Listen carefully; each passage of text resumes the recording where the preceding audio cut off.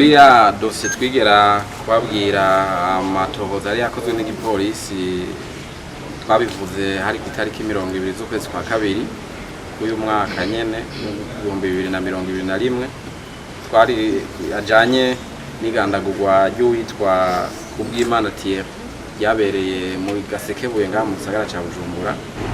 Twaberetse babiri bari bafashwe bagirizwa iryo gandagurwa, turabereka kandi n'umukenyezi wiwe nawe nyene yavugwa muri iryo gandagurwa, turabereka n'uruhara umwe wese yari yagize ufatiye ku matohoza y'igipolisi.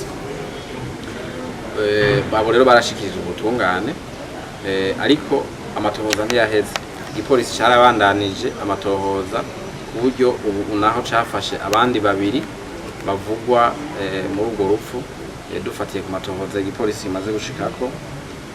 Uwa mbere n'uwitwa Irakoze Olivier, uwo nawe akaba yagirizwa ko ariwe yari afise telefone y'umuhisi ujya Kubwimana Thierry, baraye bamugandaguye. Igipolisi carashoboye kubibona gikoresheje ubuhinga bwa none, kirabona neza ko umuntu ariwe yari ayifise, kandi kimaze kumufata ntiyabihakanye, yaravuze ko ariwe yari ayifise. Aravuga yuko ari nawe yaciye akuramwo kariya gakarata kaba kari imbere, karti bita karti sirimu, arakavungagura, ariko igipolisi cari camaze kubimutelefona, kirabona neza aho yari.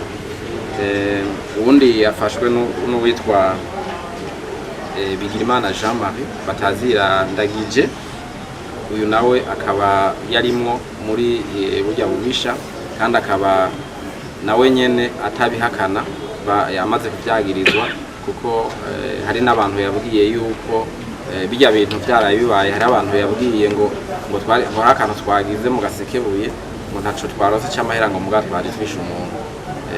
Rero kandi babimwagirije, mbere n'uyu wundi nyene yarafise telefone abimwagirije ntiyashoboye kubihakana, bikaboneka rero ko nawe nyene yari muri burya bubisha.